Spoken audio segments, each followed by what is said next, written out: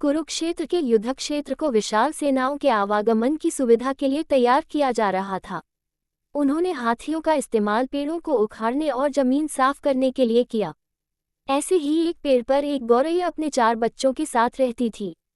जब उस पेड़ को उखाड़ा जा रहा था तो उसका घोंसला जमीन पर गिर गया, लेकिन चमत्कारी रूप से उसकी संतानें अनहोनी से बच गई। लेकिन वो अभी बहुत छोटे होने के कारण उड़ने में असमर्थ थे। कमजोर और भयभीत गौरैया मदद के लिए इधर उधर देखती रही। तभी उसने कृष्ण को अर्जुन के साथ वहां आते देखा। वे युद्ध के मैदान की जांच करने और युद्ध की शुरुआत से पहले जीतने की रणनीति तैयार करने के लिए वहां आए थे।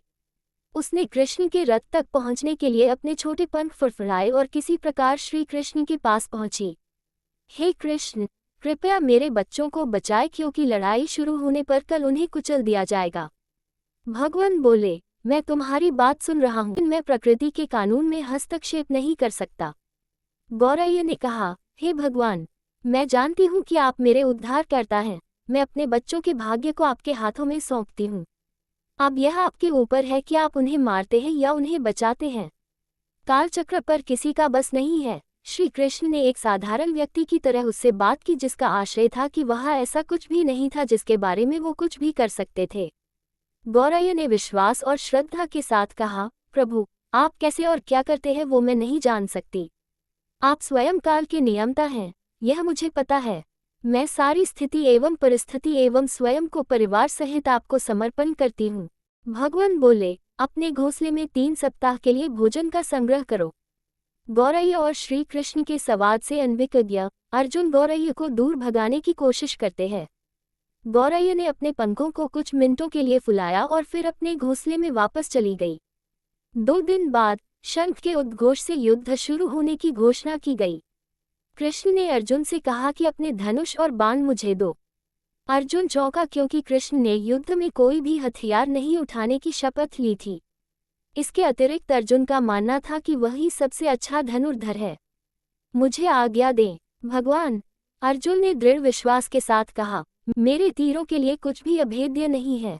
चुपचाप अर्जुन से धनुष लेकर कृष्ण ने एक हाथी को निशाना बनाया, लेकिन हाथी को मार के नीचे गिराने के बजाय तीर हाथी के गले की घंटी में जा टकराया और एक चिंगारी ही उड़ गई। अर्जुन ये देखकर अपनी हंसी नहीं रोक पाई कि कृष्ण एक आसान सा निशान चूक गए। क्या मैं प्रयास करूं? उसने स्वयं को प्रस्तुत किया। उसकी प्रतिक्रिया को नजरअंदाज करते हुए कृष्ण ने उन्हें धनुष वापस दिया और कहा कि कोई और कार्रवाई आवश्यक नहीं है। लेकिन केशव, आपने हाथी को क्यों तीर मारा? अर्जुन ने पूछा।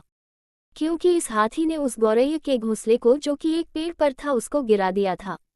कौन सी गौरैया? अर्जुन ने पूछा। इसके अतिरिक्त हाथी तो अभी स्वस्थ और जीवित है, केवल घंटी ही टूटकर गिरी है। अर्जुन के सवालों को नजरअंदाज करते हुए कृष्ण ने उसे शंख बजाने का निर्देश दिया। युद्ध शुरू हुआ। अगले 18 दिनों में कई जानें चली गईं। अंत में पांडवों की जीत हुई। एक बार फिर कृष्ण अर्जुन को अपने साथ सुदूर क्षेत्र में भ्रमण करने के लिए ले गए। कई शव अभी भी वहां हैं जो उनके अंतिम संस्कार का इंतजार कर रहे हैं। जंग का मैदान गंभीर अंगों और सिर, बेजान सीढ़ियों और हाथियों से अटा पड़ा था। कृष्ण एक निश्चित स्थान पर रुके और एक घंटी जो कि हाथी को बांधी जाती थी उसे देखकर विचार करने लगे। अर्जुन, उन्होंने कहा, क्या आप मेरे लिए ये घंटी उठाएंगे और इसे एक तरफ रख देंगे? निर्देश बिल्कुल सरल था, परंतु अर्जुन की समझ में नहीं आया। आखिरकार विशाल मैदान में जहां बहुत सी चीजों को साफ करने की जरूरत थी, कृष्ण उसे धातु के एक टुकड़े को रास्ते से हटाने के लिए क्यों कहेंगे? उसने प्रश्नवाचक दृष्टि से उनकी ओर देखा। हाँ, ये घंटी, कृष्ण ने दोहराया, ये वही घंटी है जो हाथी की गर्दन पर पड़ी थी जिस पर मैंने तीर मारा था। अर्जुन बिना किसी और सवाल के भारी घंटी उठाने के लिए नीचे झुका। जैसे ही उन्होंने इसे उठाया, उसकी हमेशा के लिए दुनिया बदल गई।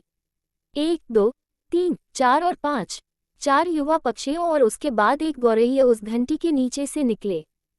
बाहर निकल के माँ और छोटे पक्षी कृष्ण के इर्द गिर्द मंडराने लगे एवं बड़े आनंद से उनकी परिक्रमा करने लगे। 18 दिन पहले काटी गई एक घंटी ने पूरे परिवार की रक्षा की थी।